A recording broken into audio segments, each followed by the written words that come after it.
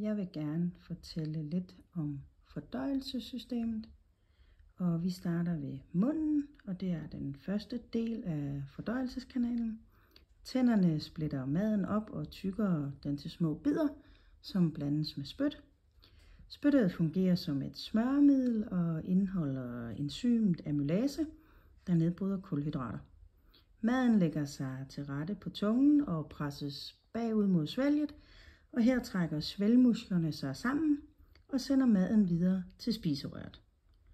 Den bløde gane, som danner den bagerste del af mundloftet, løftes og spærrer for svælget, så maden hverken ender i næsen eller i luftrøret. Strubelåget lægger sig over luftrøret, så man ikke fejlsynker.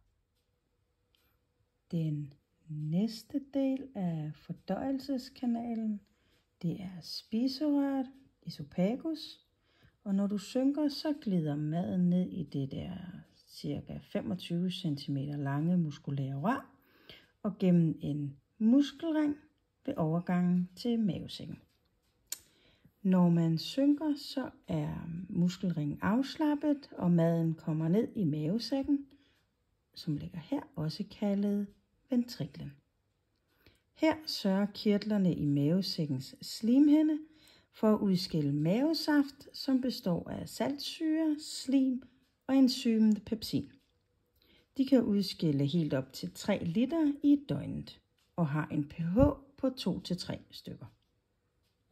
Maden den nedbrydes i endnu mindre bidder, og saltsyren de sørger for at slå de fleste bakterier i føden ihjel. Slimets funktion det er at gøre maden tyndflydende og beskytte mod den stærke saltsyre. Pepsin det er et enzym, som spalter proteiner ved peptidbindinger. Pepsins optimum pH ligger på 2, så den har optimale betingelser her i mavesækken i forhold til spaltning. Og føden den opholder sig her i mavesækken, hvor den arbejder i alt fra 30 minutter til cirka 4 timer.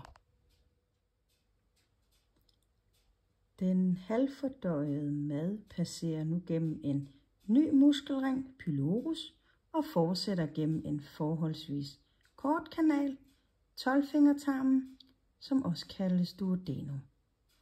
Dette er den første del af tyndtarmen, og her blandes føden med galle heroppe fra. Normalt så ligger leveren her, men der kommer galle op fra leveren, og så kommer der fordøjelsesenzymer som amylase, der nedbryder kulhydrat, og protease, der nedbryder protein, og lipase, og det kommer her fra bugspytkirtlen ind her. Og 12-fingertarmen er cirka 25 cm lang.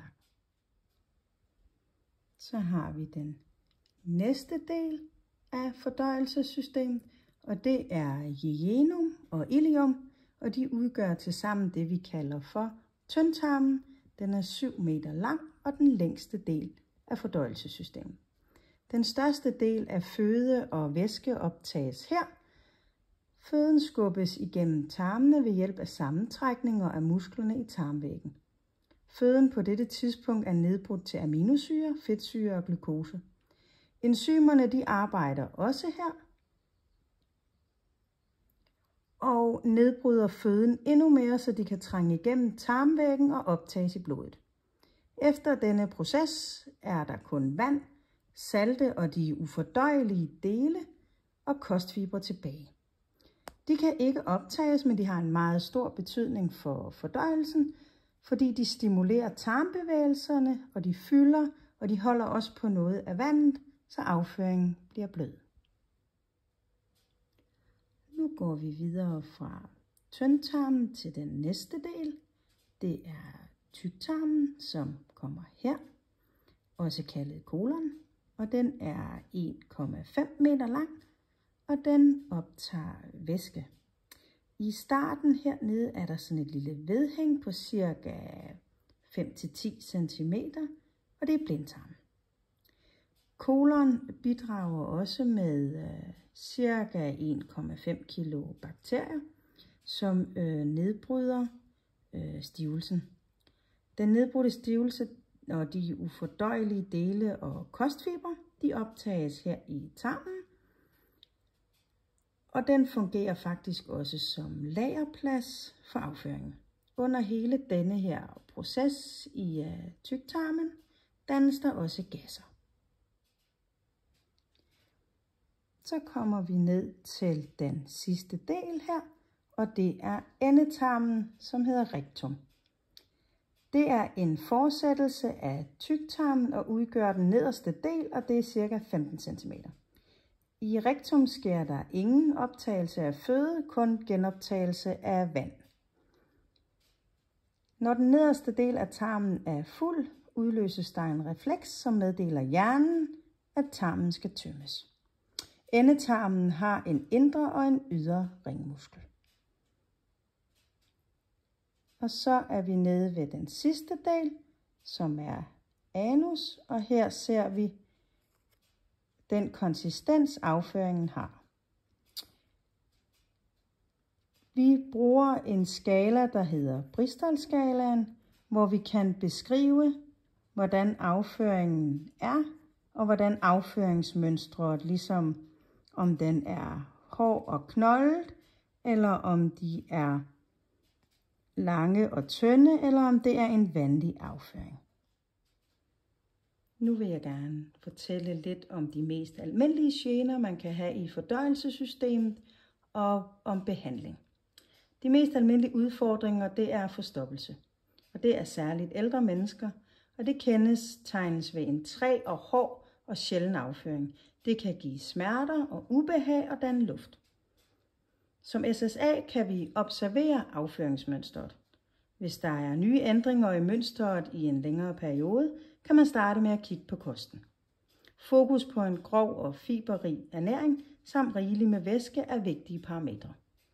Ligeledes er motion eller en anden form for bevægelse i kroppen, hvor vejrtrækningsfrekvensen og pulsen øges, fordi det er med til at stimulere tarmmuskulaturen, så den trækkes sammen og derved transporterer afføring mere effektivt.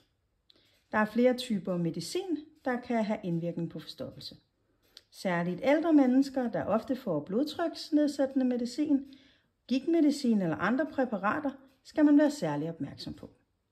Ved helt svære tilfælde kan der anvendes et afføringsmiddel. De kan hjælpe med at fremme tarmbevægelserne eller virke blødgørende og derved lette afføringen. Andre almindelige sygdomme i fordøjelsessystemet, det kan være hæmorider, det er åreknuder i de små blodkar lige inden for endetarmsåbningen. Det kan være mavesår, som vi finder her i mavesækken eller øverst i 12-fingertarmen. Og så har vi en af de rigtig slemme, og det er kræft i tyk- og endetarmen. Og det opstår i slimhinden i tarmvæggen, og her dannes der polypper, og i sjældne tilfælde udvikles der så kræft i de polypper.